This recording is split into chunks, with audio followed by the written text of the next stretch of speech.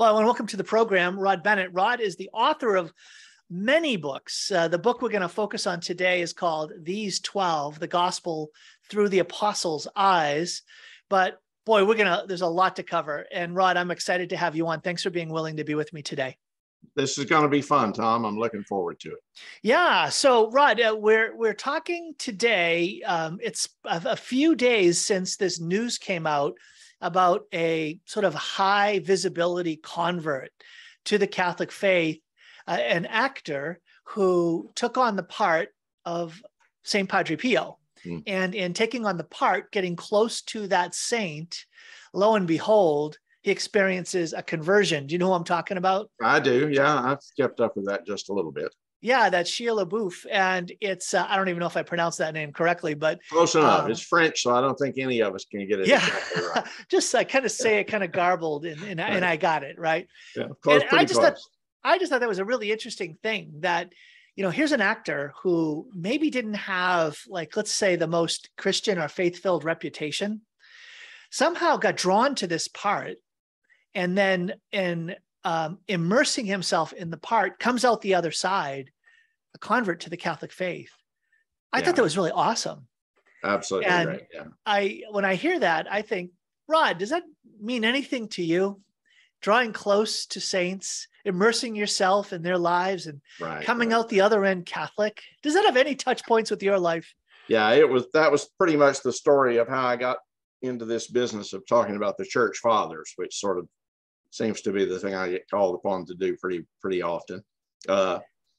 As an evangelical Christian, I was, pretty ignorant of all of this, but I kept reading about these characters called the early fathers in places like C.S. Lewis and then G.K. Chesterton, one of Lewis's mentors. And I thought, well, that's pretty interesting. Let me look into this a little bit. I would be interested to hear what writers from the early church actually wrote down, because we'd always had this sense in evangelicalism that there was Christ and the apostles, and then there was this big gap where who knows what happened, mostly bad stuff.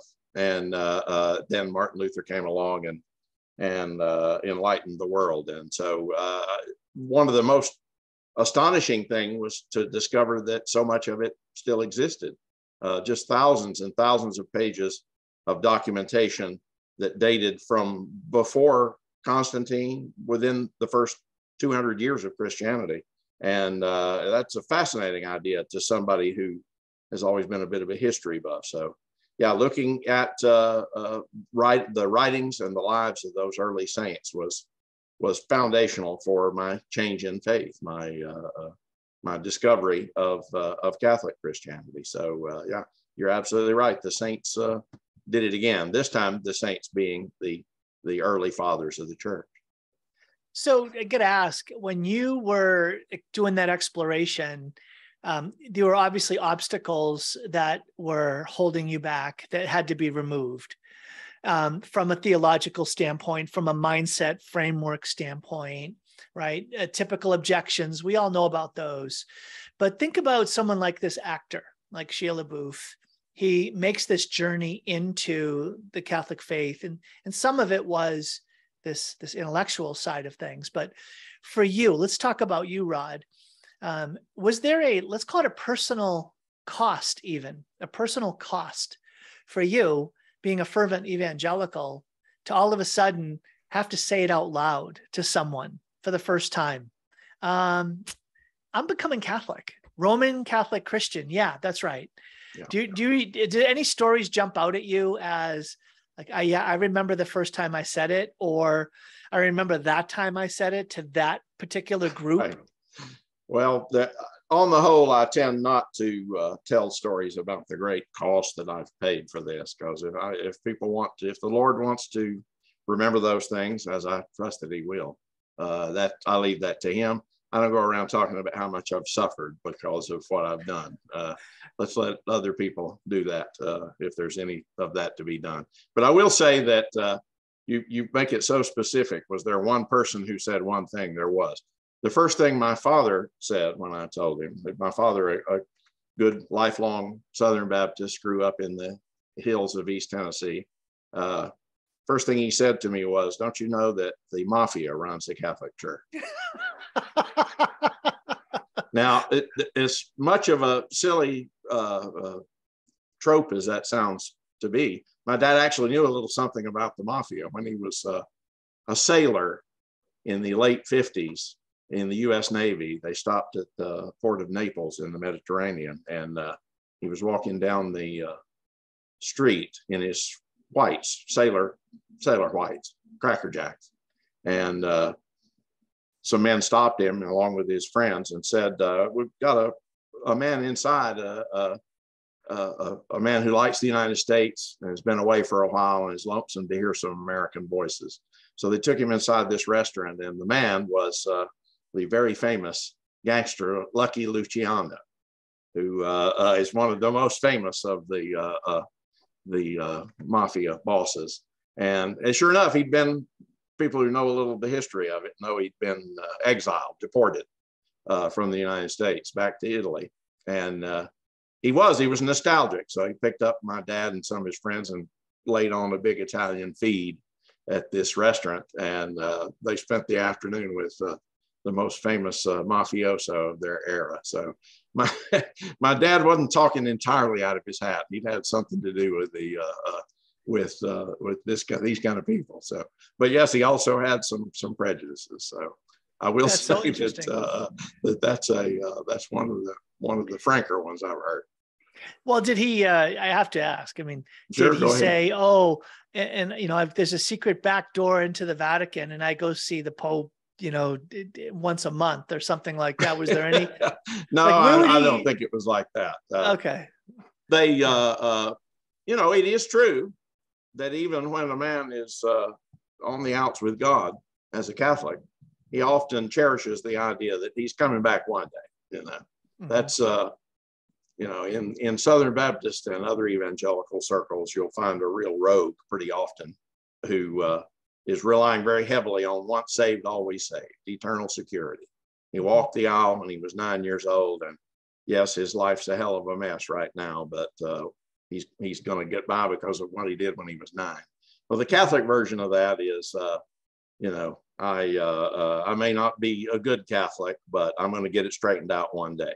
One day, they're counting on the idea of making a good confession before they meet their Maker. That doesn't always happen, and that's something to worry about. So it's best not to rely on this. But I think that's probably the truth about many people who are involved in crime and other things like that. In a way, it's a testimony to the church. Obviously, it's an abuse, but in a way, it's a testimony to the church. The idea that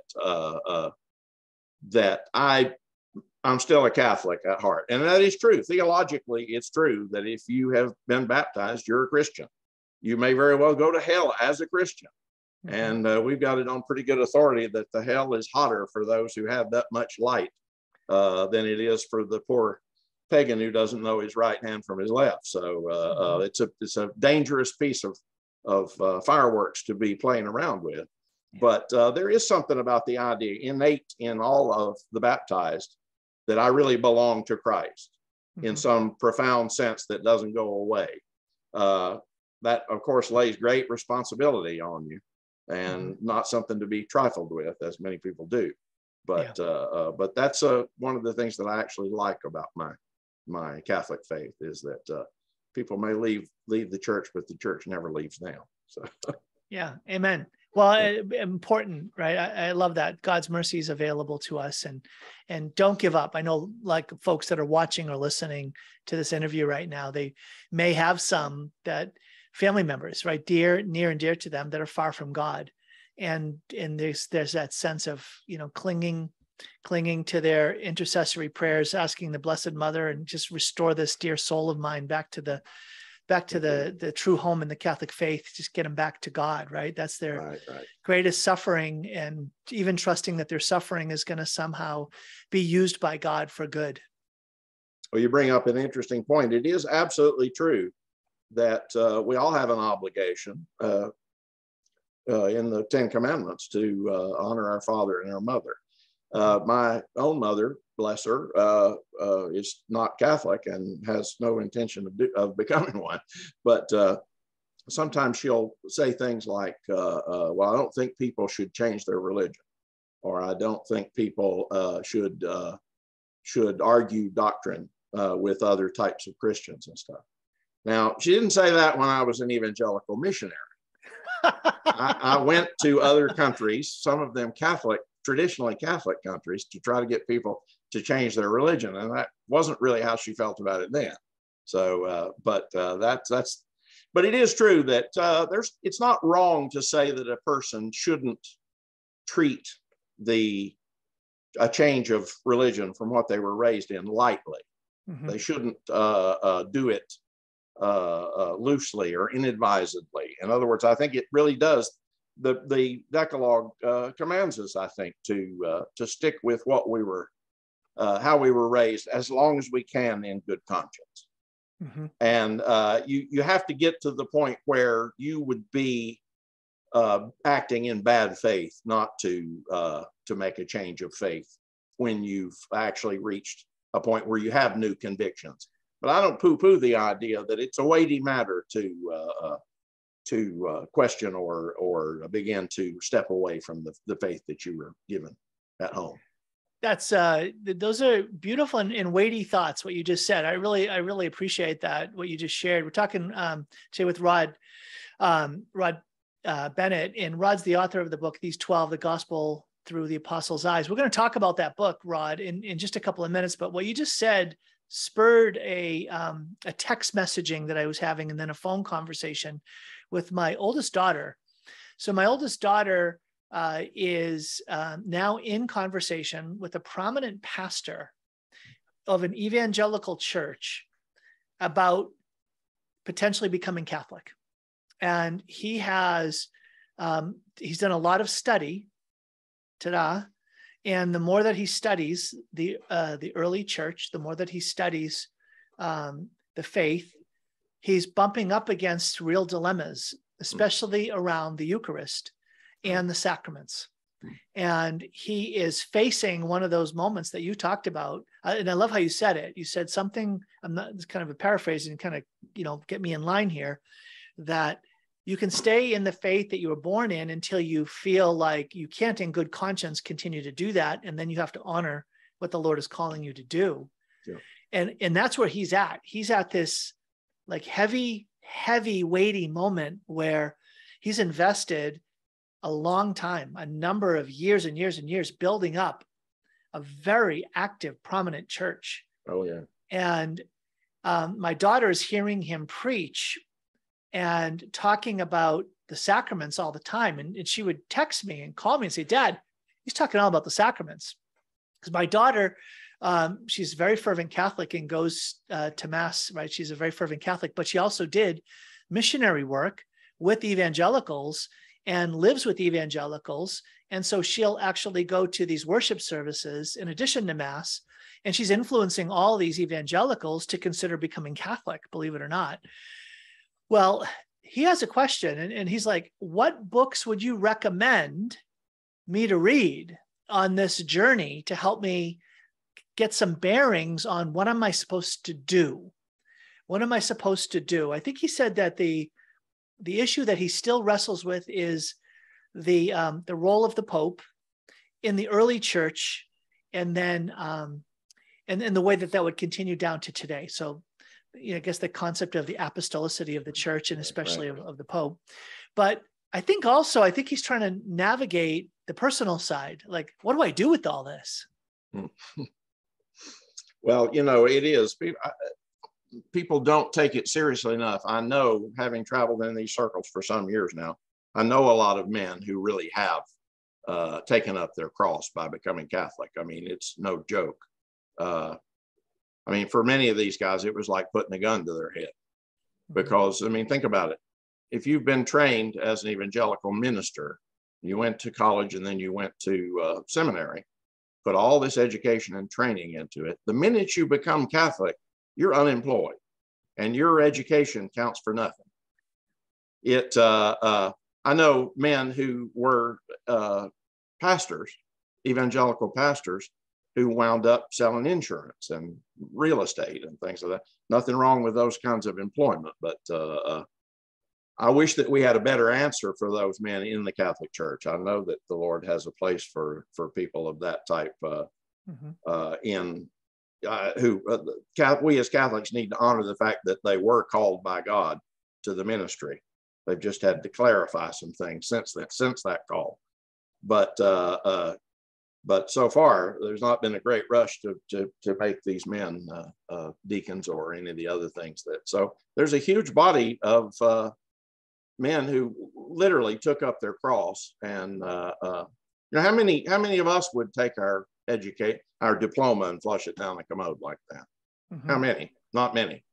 These are people who counted the cost in the way that few of us have these days. And because of that, we have to take very seriously what it is we're asking them to do. Asking them to do in the sense that if they reach convictions about the subject, as we've talked about, what is it we're asking them to do, and how do they go forward after that? It's a very, very serious question, and I don't have complete answers. I know there's no question that we're called to whatever kind of martyrdom he calls us to. And you know, if he says, if the Lord tells us to jump, we're like the frog. We just ask how high, Right. But after that, you do have some interest in how you're going to feed your family and all the rest of it. Very, very, very serious business. And God bless people like Marcus Grodi who've taken some trouble to actually try to help these people. Mm-hmm. Yeah, I think I was hoping for a more positive answer from the standpoint of, the church has done such an amazing job in the last 30 years to welcome in those who carry those heavy burdens and make the courageous decision. And I think it's so convenient just to say, well, it's the truth. You have no choice. You've got to just do it. And then walk away and go sit down and eat some popcorn and watch Netflix. Right. And not have to walk in their shoes. It's the Calvary Road for a lot of these guys, many of them. And no, it's not something we can dismiss lightly. In fact, we need to be thanking God. I mean, these men are, in a real sense, confessors. Mm-hmm. They're suffering for the fullness of the Catholic faith. And we ought to approach them the way we do the confessors of the early church. Well, today in the program, Rod, I love what you're saying. I mean, it's, but you're someone who's also walked that path, right? And you've had a gifting in being a writer, and a speaker. And so I guess that would be one thing I ask.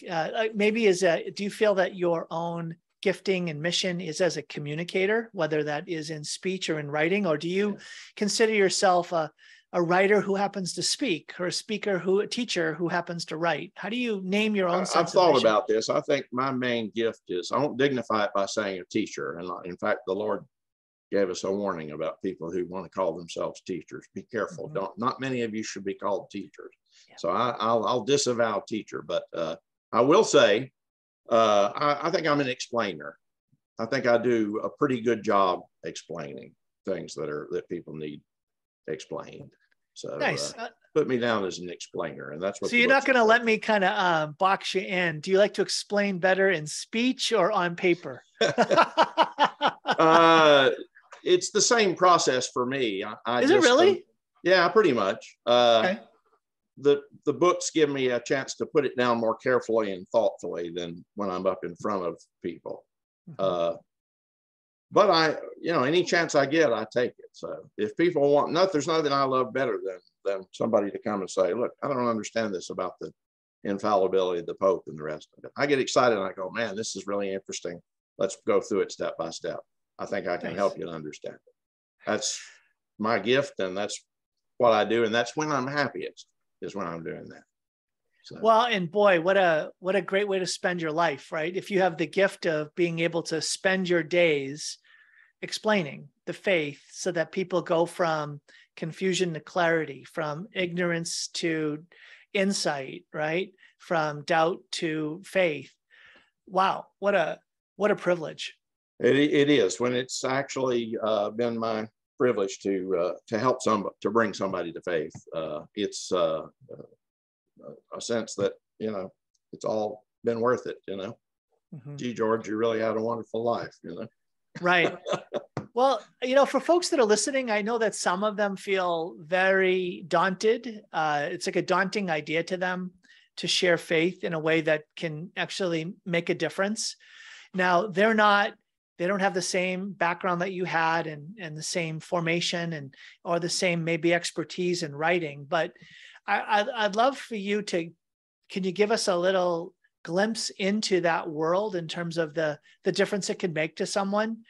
Can you remember an encounter, maybe a surprising encounter that you didn't expect to have happen, where they said, "Hey, Rod, can you explain this to me?" And then God moved and something really glorious happened. Oh yeah, that's happened to me numerous times, thank God. And you get invited to people's Easter vigil and to their other events in life, and it's wonderful. So and again, it's I don't say that in a kind of a triumphalist sense. I think triumphalism usually comes with the idea that you're trying to get somebody to join your tribe. Right. I've got a secret weapon. I tell people converts have a secret weapon. I told this to a group of priests. Catholicism is not my faith tradition. My faith tradition is the Billy Graham crusade and fried chicken in the fellowship hall after prayer meeting on Wednesday night. That's my faith tradition. Mm-hmm. Whereas, that you got the May crowning and the other things. So I've got that. Okay. Catholicism is my religion. Mm-hmm. So my faith tradition and my religion are at odds, which causes problems at times. But other times I can acquit myself very honestly, even in my own heart, of the idea of trying to get somebody to come and join my tribe. Mm-hmm. Most Catholics, I think, have got this lingering idea that I was raised Catholic. I've never thought about being anything but Catholic. I would break Aunt Mary's heart if I became anything besides Catholic. Mm-hmm. And so if I go and try to get people to become Catholic, I mean, it's kind of like, hooray for our side, Mm-hmm. And it's not really my side, I don't have a dog in the fight when it comes to faith traditions, but I can just go and tell people what I discovered, what I found. And so it gives you a power to talk to people free of the one thing that people hate most these days, young people especially, this idea that you're just trying to reinforce your own doubts by getting as many people possible to sign on the dotted line for your group. And so if you don't have that, you have an ability to talk to people that's pretty powerful sometimes. That's so funny, because I would never have thought of it like that, the way you just said it, that somehow I'm trying to convince you to join me so that I feel more confident that what I believe is right. Or yeah, right. I never really thought of it like that. That is so interesting. Yeah, it comes from being born out in the wilderness somewhere, which theologically speaking, I was. So. Okay. Oh, that's so interesting. Yeah, and that's the kind of the age we're in right now. So, well, I'm talking with Rod Bennett, and Rod, he has a new book, right? It's called These 12, The Gospel Through the Apostles' Eyes. And I want to share, you're an author of many books. And so I have all these books here. If you're watching the video version of this, you're seeing all these books on Goodreads. Do you know that this site exists here? All your books. Yeah, I know a little about it. Yeah, it's pretty cool. So all of these books, Four Witnesses is probably your most famous book. Maybe I'm wrong, but I think that's probably the book. Yeah. Most people that have connected with you, Ignatius Press published Four Witnesses. And you talk about, in some ways, what you've described a little bit at the beginning, your journey into the Catholic faith and through digging into exploring these four early witnesses. But what I was pleasantly surprised to discover is the variety of writings that you have. Really fascinating. So this Christus Experiment book, I thought that was really, so you've got this fascinating fiction out here. And I didn't know the Popcorn Cathedral, Essays at the Junction of Film, Faith, and Fantasy. You wrote that, in addition to obviously Four More Witnesses. And then a real interesting book, Bad Shepherds, The Dark Years in Which the Faithful Thrived, while Bishops Did the Devil's Work. And I thought, well, that's a really bold book to publish in 2018. And well, my publishers my publisher of that one has admitted that they didn't market it correctly. My title for it, for one thing, was The Bad Shepherds, as opposed to The Good Shepherd. And that article makes a difference. The phrase bad shepherds sounds like I'm making an accusation. And The Bad Shepherds tells the real story. This is a history of clerical malfeasance through the first 1700 years or so of Christianity. But really, the purpose of the book is encouragement. People often say, man, this got to be the end of the world. The Lord's got to come back soon because it's never been as bad as this in the churches. And well, for the first thing I say when people tell me that is, well, as believers in the imminent return of Christ, we believe that there's nothing preventing Christ from returning today. Today could be the second coming. Okay. So I can't actually say that today it's not the end of the world, that Christ is not coming back today. But if it is, it's not because things have never been this bad before. So this book is a story of how things have been this bad and much worse in the past. It's really unbelievable. Some of the depths of incredible depravity is the only word for it that have embraced so-called Christian people through the ages. So that sounds terrible. And I guess in a way it is. It is a book of horror stories. But the whole purpose of the book was to let people not fall into discouragement and not believe. I think it was Chesterton who said, people have accused Catholicism of dying in our time. He said, well, that's okay because the church has died many times in the past, which is okay because she knows the way back from the grave. And I think that's one of my favorite Chesterton. But that's what this book is about, is about how things have been much worse than they are now, that we shouldn't naively think of the Christian past as the good old days, the golden age. They didn't do this stuff back in the day. They did, and they did it a lot better than we do, amateurs. So but it's a pretty hair-raising book, but it's not accusatory, and doesn't have much to do with what's going on in today's church politics. The narrative of the book ends in the year 1798, I think. So it's not current events. And they gave it a cover with some modern day looking clerics with their back turned to that. They agreed later that they put an inflammatory cover and probably gave people the wrong impression of the book. The few who did buy it were disappointed they didn't get the cover. They didn't get the story that they expected from the cover.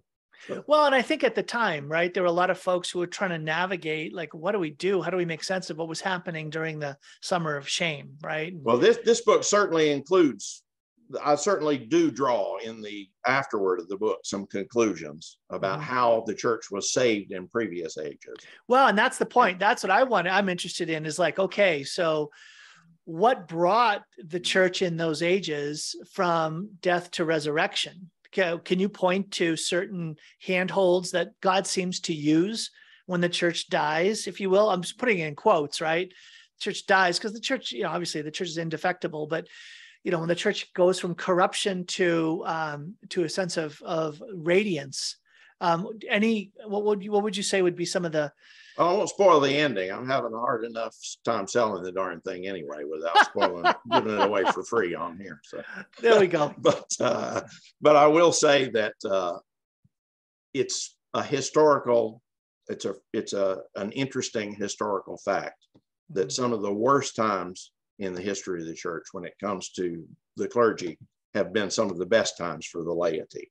Ironic as that sounds, paradoxical as it may sound, that out of these great ages of shipwreck or near shipwreck, the thing that seems to have saved the church is the faith of the average lay person, the person in the pews who has kept their eyes on the prize and hasn't had their head turned by politics and money and all the rest of it. it's just one of the most interesting facts about this history is the low points in some ways were the high points often for the production of great saints from among the laity, and God seems to save and rescue the layperson many times, and the layperson ends up being what saves the whole bucket of milk eventually. So. Well, Rod, that is extremely important, and all by itself makes me say, I'm going to buy the book. Well, good. If you're looking for sales, you just got a sale right here. Oh, well, good, because I am sincerely, I speak regularly with folks who are trying to figure out like what's happening. Where are our leaders? Is this one of those times that has some common elements with the seasons of bad shepherds in the past? No doubt about some common elements. No doubt at all. Okay. So even before I was a Catholic, I used to tell people my least favorite part of being a Christian is church politics. Mm-hmm. It's the least edifying part of the entire business. And for the most part, I try to keep abreast of current events. I am a sort of a person who doesn't put his head in the sand and keeps an eye on what's going on. But at the same time, having some historical perspective on it makes a difference. We can go about the work that needs to be done today without panic, without doing, I'm afraid, what has been done all too often, and that is seeking help against our own shepherds from the secular arm. Mm-hmm. That's another theme in this book that about how rarely that turns out to be a good idea. And so there's a lot of this sort of stuff in the book. But yeah, I want to be careful. It's not a political book. It keeps its head, or tries to keeps its head above the fray, I think. But right. But there are some lessons to be learned. Well, and so this book, which wasn't even the book I was here to interview you about, interestingly. We have said precious little about it. Let's go. Let's push them all out there. Well, folks, again, if I'm going to recommend 3 different presses too, the way that we're going here. So Four Witnesses is Ignatius Press. And again, that's probably your most famous book. And it was followed up by 4 More Witnesses, Further Testimony from Christians Before Constantine. Followed up 20 years later, by the way. Yeah. Oh, yeah. You're right. Yeah. Yes. It's a sequel that came out pretty late. Yes. So again, I encourage you, you can go to ignatius.com and if you type in Rod's name, Rod Bennett's name right there, you'll see all of his books will come up that you can purchase there. And then 4 More Witnesses included in that. And then if you're interested in some fiction, the Christus Experiment, I don't think we have time to talk about all these books. No. But no, Christus Experiment is a science fiction novel. Honestly, I love science fiction. So it made me, when I read the description of it, it made me think it was a kind of reverse Da Vinci Code. Right. It was kind of, am I on track there a little bit? You are. It's something. When all of that was, when the Da Vinci Code movie came out, I started thinking, wouldn't it be great if Christians could make a popular success? I mean, if they can make a big Hollywood movie about how Christianity is a load of bunk, we can make one that gives the opposite message and stuff. But the movie version didn't happen, but I did get to write a novel. Hey, maybe you can get Mel Gibson to be Anson McDonald, your main character. Come on. I don't think he'd mind playing a billionaire. You're right. It's a thought. Yeah. It's a thought. Well, give him my number if you next time you see him. Well, and then Bad Shepherds, the dark years in which the faithful thrived while bishops did the devil's work. Again, it's a historical work that also can shine a light on today, is Sophia Institute Press. So sophiainstitute.com, you can just click on there and you'll see the ability, if you type in Rod's name, again, you'll get to the book Bad Shepherds and other books that also Rod wrote for Sophia Institute Press. But today we're here focusing on what you've done for Catholic Answers, which is more than one book, but these 12, The Gospel Through the Apostles' Eyes, is really the book we're here to discuss. And it's interesting because I see themes that are part of your other books but this is distinctive. I don't see other books written in this particular style. And in the introduction, you kind of highlight that. You kind of highlight the distinct mode of like what you brought to bear in this book. Well, there's an element of a thought experiment in everything I've done. The records of the early centuries, while they're much fuller than I expected them to be as an evangelical, are not actually biographies or histories of the period, not often anyway.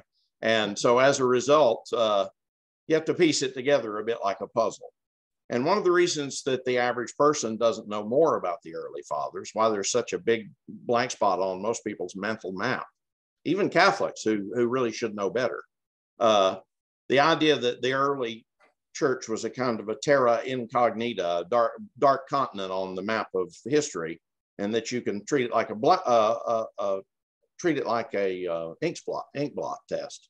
You can read into whatever you want to the early church because it's so little is known about it. In reality, there's a lot known about it, but it is scattered notices in the sense that nobody sat down. Well, I mean, the New Testament itself does it. Everything we know about the life of St. Paul, other than the things that are actually included in the book of Acts, which only records the very beginning, are things we've gathered from his epistles, just scattered notices. We can pick up a few things about his movements and his life from things that were not written for that purpose. Paul didn't write the second letter of the Thessalonians to tell us what he was doing at that time and all the rest of it. Well, you have to do that with the early fathers too. And as a result, it's difficult work. It's like putting a puzzle together to figure out the relationship between the characters and who was contemporary with which other figure and what was going on in Roman politics at the time, or what was going on at the Church of Alexandria at the time this was happening at the Church of Rome, all of that. So you need somebody who can take all of those things and make a story out of it. And it does require a certain amount of imagination. That doesn't mean you're allowed to make things up whole cloth, but you can make educated guesses. Mm-hmm. And especially if you alert people in advance to the fact that I'm doing this and I'm being honest with you that I'm using my imagination to piece the pieces of the puzzle together. But if I've done it, if I've speculated too loosely or recklessly in some place, well, it's all the better. You go back and read this material yourself and you draw your own conclusions about it. So, but there is an imaginative effort involved in all of the writing I've done. But these 12 is about trying to see the gospel through the eyes of the apostles. And that was one of the ways that the gospel came alive again for me after becoming Catholic, was to try to imagine myself as a first century Galilean Israelite, seeing Christ come into your country and begin doing what he did for the first time. How would it look to them? And how would everything they're saying, he's saying, affect them and doing affect them? And how would they understand it? And I found the longer that I did that and the harder that I worked at it, I really got a very profitable, I think, take on the life of Christ that I hadn't really seen before, of trying to act as if you were hearing it all for the first time, as if you were just a foreigner who had never had any exposure to it. So that was the idea. And that is why maybe this is a little different than what most people have heard on this subject. Mm-hmm. So it's interesting. I found it. So Nico's cousin Zaka's The Last Temptation of Christ. Get rid of the movie, but the book. I think in some ways I thought a bit of that, but your book is much richer, right? In that it's connected to the scriptures, and then you tease out those other themes. Like, did you realize that this is what that meant, and this is probably where we can go with it? Or The Life of Christ by Archbishop Fulton Sheen is maybe one that people are a little more comfortable with. That was an influence on this, I suppose. Yeah. Mm-hmm. Or even there are a couple of visionaries, right, who have had the sort of like the different scenes almost through the entire life of Christ, and like telling lots of like details about Like, what was it like when they're walking down the road? But Right. what I found was interesting about what you did was you stayed closer to the text. Right. And saying, hey, did you ever notice, just as a for instance, right? We can go through several of them, but one of the kind of took my breath away was the transition from the first to the second chapter, from Nathaniel, which we could talk all about, which was a really, really fascinating chapter, to the wedding feast at Cana. And I'm like, well, yeah, they're next to each other in the Bible, but I never thought, oh, Nathaniel went from his encounter with Christ to the directly wedding. to the wedding. I mean, it's like the next day Whoa. or the day after, I think. Right. Yeah, And yeah. I'm like, wait a minute, how did I never think about that before? Yeah. And then how do you mine the experience of Nathaniel when he's there? And then you teased out these other elements, like, it mentions the other apostles. I'm like, what? It does not. And then I'm like, oh, how did I never see that before? Yeah. There's fascinating. Good reason to think that many of the 70 were there also, not just the 12, but the larger group, which seems to have included many other famous New Testament figures. We can trust the early historian Theodoret. He gives us a list of the names of some of the 70. And we get people whose names pop up later in the New Testament epistles and in the book of Acts, who it's just cool to think that Matthias, for example, who was picked to be the replacement for Judas, was probably at the wedding at Cana too. He was one of this larger group of 70.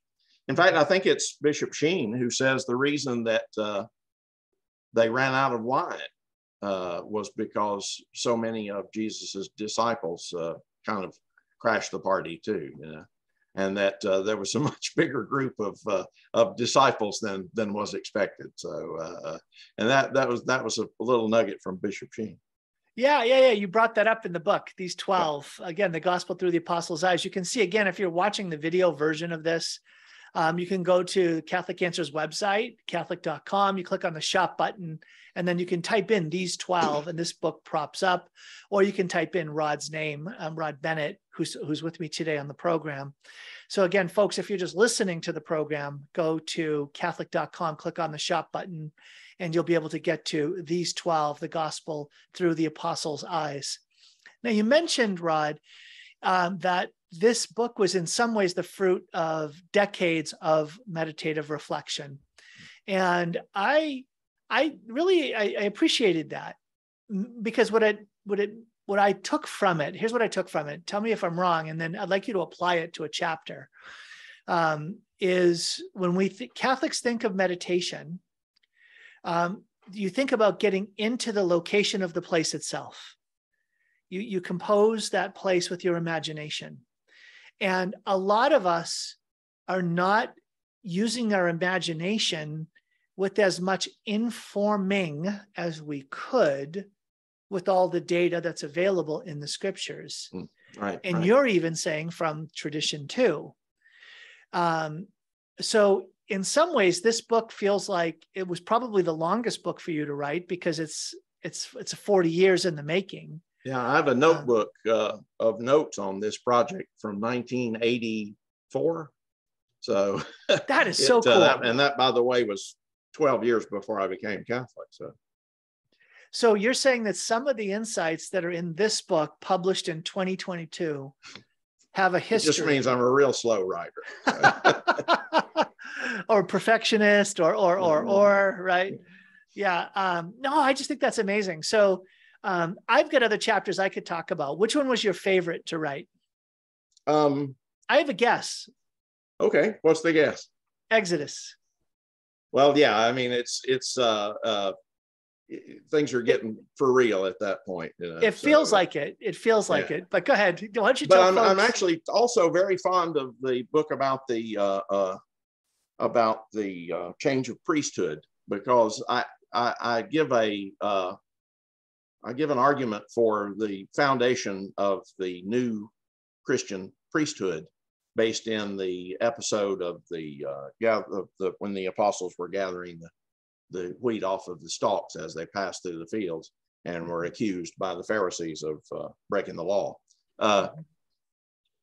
It's a book about what seems to be the foundation of the priesthood, and it is, and it's about the issues connected with the law, but really it's a chapter about the divinity of Christ, because the only answer to how Christ could have treated the law of Moses the way he did without being a sinner is that he is in fact the incarnation of the second person of the divine Trinity. That is the only possible answer. And because other than that, he's a lawbreaker. He's convicted by the other books in the Bible itself. You know, you can cite all of the things in the book of Deuteronomy that Jesus didn't do, and all of the laws that he dispensed with. And unless you have, the only answer to that is our Lord's own answer to it. He says, I'm the Lord of the Sabbath, which is his way of saying, I made the Sabbath. I didn't make it for myself. I made it for you. It never applied to me. Yes, I've kept it up to now, but now the time has come for me to fulfill the Sabbath, bring it to its proper end, and let the Sabbath bear the fruit, which is the redemption of humanity by means of me, the man Jesus. So it's a breathtaking answer, but it's really the only answer. The chapter started with saying why. When a casual reader picks up the Gospels, one of the first things they notice is that it seems like little more than a series of unpleasant encounters with the existing religious authorities. Mm-hmm. Why is it that the Gospels are filled up so full of bad encounters between Christ and the Pharisees? And the bad habits we've gotten into is assuming that the Pharisees are just the bad guys. They're the villain of the piece. We're setting up the fact that they're going to try to kill him eventually. But that's not really the answer. The answer is that the questions that the Pharisees are asking are the same questions that all of Israel has to answer before they can follow Jesus, and the same questions that the apostles were asking and that they would have to have answers to before they could give their lives for Christ. So that's the short version of it. But he fulfills the law and brings it to an end, and that is the answer. And the only thing you can deal with at that point is does that man have authority to do that? Mm-hmm. Does this man actually have the authority to unsay Moses? And that's why people stumbled over him. That's why they killed him eventually. And but that connection between those two things is maybe the most important idea, or for me, one of the most important ideas. I think it's the best argument for the divinity of Christ. So. Well, you know what? Yeah, most people don't think of that, right? When we think about what was it for the people who heard it, an argument for the divinity of Christ. Yeah, that he's the Lord of the Sabbath. And you just created a bridge to the Exodus chapter where you have Peter engaging, with who do you say that I am, right? And his profession of faith, and that Jesus is going to be the new Moses, bringing a new Exodus. And so I think that helping readers be able to recognize this pattern, the great pattern of redemption from bondage to new life in the promised land of good things that God has for us, I think is powerfully brought out in that chapter. I hope so. Yeah. So, Rod, I'm going to give you a chance. We have time for one more chapter. Is there another one that you would want to draw attention to in the time that we have? We're talking again with Rod Bennett about his book, These 12, The Gospel Through the Apostles' Eyes. And many other books, which again, if you're on the video, you had a chance to see, but Catholic.com has this book, These 12, The Gospel Through the Apostles' Eyes. So I gave you some time there, Rod. Did you see what I did? Okay. No, let me, I won't pick a chapter, but I will tell one of my favorite stories that I uncovered in the preparation of all of this. One of the things that I hope the book will have a good effect on. One of the nasty habits that homilists have fallen into in recent years, and I think probably it's true of Protestant preachers as well as Catholic, is that there's been this odd unpleasant tendency to make the apostles into kind of the comic relief of the piece. There's how many times have we listened as somebody from the pulpit begins to talk about how ignorant the apostles were, how often they put their foot in their mouth, or how they often say something dumb or ask a dumb question or any of the other things. And there often is actual, depending on how good a comedian the homilist is. Maybe he missed his true calling, I don't know. But depending on how good a comedian the homilist is, he can get actual laughter from the audience at the expense of one of the 12 apostles. Mm-hmm. And many times the man's name is on the front of the church that all this is happening in. I think it's a bad tendency. If you look at the writings of the early fathers, the way they speak about the apostles is only slightly less exalted than the way they speak about our Lord himself. And this is natural. Jesus said, "You'll do the same works that I do, and even greater works." So the reverence that the early fathers had for the 12 apostles was profound, and they would rent their garments to hear Christians have a laugh at Peter's expense. Mm-hmm. Now, admittedly, many times these homilists are trying to make a point of, okay, here is them, the men in their flesh, in their ordinary, before the Holy Spirit, they're a bunch of buffoons. And then, like us, often there's this connection to say that, if you don't understand your faith and you don't, you ask foolish questions, it's okay. The apostles did too. And then, but later on, when they got the Holy Spirit, look at the profound difference. And I'm willing to grant that there's an element of truth there if it were expressed more reverently. Mm-hmm. But the apostles, even before the coming of the Holy Spirit, were there for a reason. In other words, he did not gather up an armload of complete strangers who he just picked at random by walking down the beach and saying, "This boatload and this boatload, not those, this boatload." That's not what happened.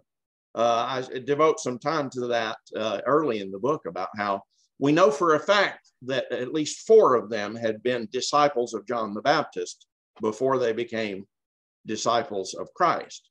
And there's good reason to think that number was actually larger. It doesn't say so explicitly, but probably at least half of them had studied for maybe years with John the Baptist. And Jesus himself tells us that John was the greatest of all the Old Testament prophets, greater than Isaiah, Jeremiah, all the rest of them, that John was the greatest of all of them. So here's men who had been schooled in theology and scripture, the expectation of the coming Messiah for years by the greatest Old Testament figure before they ever showed up at the Sea of Galilee to be called by Christ. So to make buffoons of them and talk about how ignorant they all are is a pretty stunning piece of ignorance in and of itself. Jesus did not pick random people. The whole Old Testament is the story of God preparing Israel to be ready for Messiah and to recognize him when he came. And the names that we remember from that period, the Blessed Virgin Mary, Elizabeth, all the rest of the people who were waiting in the temple for the consolation of Israel, and John himself, this was the remnant. This was the cream of the crop. These were the Israelites indeed, who were doing what all of Israel was supposed to be doing, and that is watchfully waiting for Messiah. So they weren't random people, and the mistakes they made and the ignorant things they talk about in return to Messiah in regards to Messiah, come from the fact that it's an inherently difficult idea. The idea of recognizing Messiah is not easy. It's very easy in hindsight when you remember a little of your catechism classes, but it wasn't easy to see and recognize at the time it was happening, especially in that matter of the law breaking that we talked about. So anyway, the prime example that people always give of this is Peter at the Mount of Transfiguration. You remember, Jesus takes a select group, to the top of the mountain to see him transformed and to see him conferring with Moses and with Elijah, the greatest of the prophets and the great lawgiver. An astounding experience, obviously. And it says that they appeared whiter than the sun. And so obviously a tremendous event. And Peter, at the end of the thing, says he's just blown away. He says, it's amazing. This is a great experience. It's great for us to be here. Let's build a tent. Let's build some booths. The Hebrew word is a word that means tents. Let's build some tents and dwell here for a while. Okay. And people have read that through the years and they've gone, what is he thinking?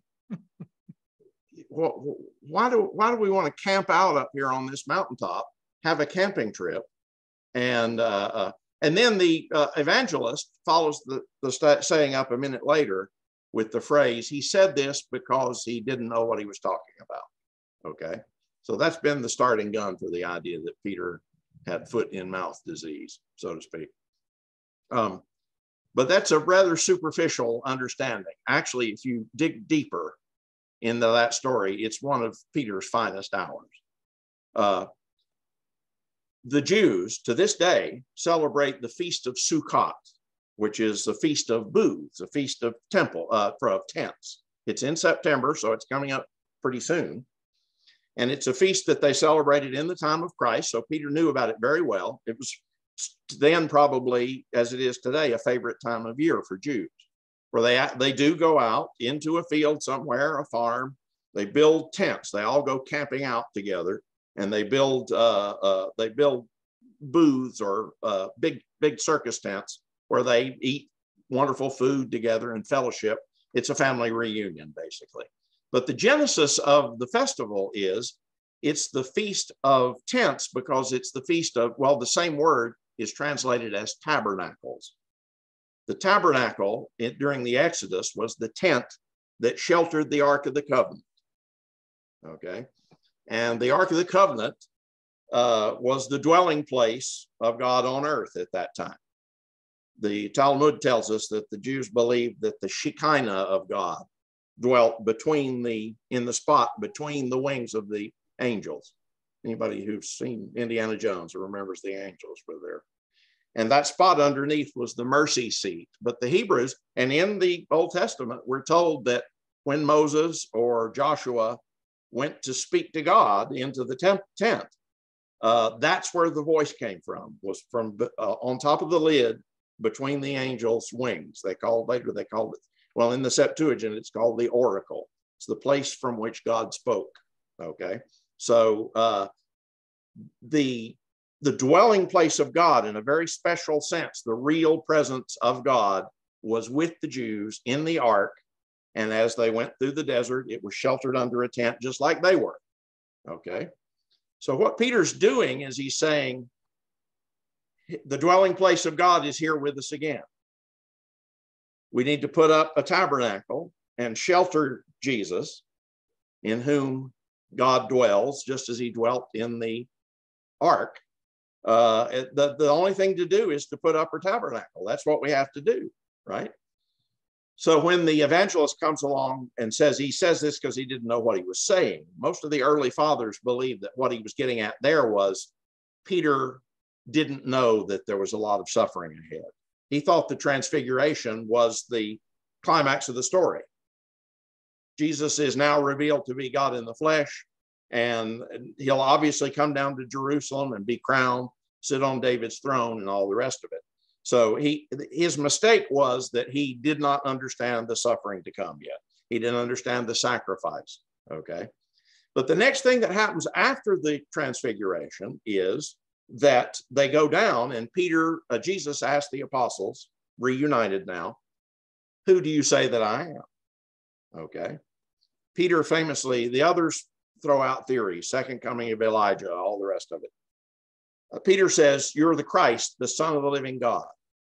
And Jesus treats this as if it's a very big deal. And in fact, gives new prerogatives to Peter based on it. And specifically says that he didn't get this from his own reasoning. He got it because it was divinely revealed to him. And but you think now, we opened the book with the story of Nathanael, and Nathanael, at the very beginning of the story, tells Jesus, you're the Christ of God. So how is Peter's confession different? I think Peter has had time to dwell on it all and has reached a point greater than the But that's the thing, is that Jesus tells them that he's about to suffer. Then he takes them to the Mount of Transfiguration, where, you know, the God is with us again. You know, the Feast of Tabernacles for today for Jews, as well as at that time, was kind of the feast of the God who used to be with us, because they lost the ark, if you'll remember. So all of this to say, Peter had a very profound mental transfiguration at the time of the transfiguration. He linked the man Jesus with the Ark of the Covenant. And the thing that both things had in common was the real dwelling place of God on earth and the mouthpiece and oracle of God. So that's what makes possible his confession a little bit later. And it's his knowledge of Hebrew tradition, his knowledge of the meaning of the festivals that they celebrated, his Old Testament awareness is what makes that possible. So this is a great moment of heroism for Peter. It's not something to make fun of or to laugh at. So if any of you out there have made this mistake and talked about this as if this was Peter being foolish, I ask you to reconsider. To me, it's his great moment. It's his finest hour. So, and I got that from studying the early fathers. This is what the early fathers said about the Transfiguration incident. That's really powerful, Rod. I love it. Thank you. I really appreciate you sharing that. Thank you so much. It affects me also. I mean, it's and that again comes from it is surprising how ignorant most of us are of the riches that are in the fathers. You can blow away 1,000 misunderstandings or misconceptions by going back to those men who were so close in time to the apostles and seeing what they thought about it without relying on some tradition that's been handed down of making a joke out of the whole thing. So. Well, you know, it's funny, Rod, that's been a recent theme in some of the interviews that I've done. I don't know if Catholic Answers is intentionally publishing more books around that idea, but Joe Heschmeyer published a book, Catholic Answers by him, called The Early Church Was the Catholic Church. And it seems reminiscent of what you did 20 years ago with Four Witnesses, the early church in her own words. It very much complements this. And then Carlo Broussard also put forward a book on responding to Protestant responses, in which he also covers a number of early church fathers and their responses to things. But I really appreciate, this is a wonderful complement to that and to your other writings, these 12. The Gospel Through the Apostles' Eyes. And Rod, you've been very generous with your time, and I really appreciate it. And your sharing, your openness to be with me and walk through this. Yeah, it's been a very enjoyable time together on this program, on the interview. I really appreciate it. Thank you so much for being with me. Thanks so much. Hope to talk to you again soon. Yeah, that would be great, Rod. Again, Catholic.com, look up Rod Bennett and these 12.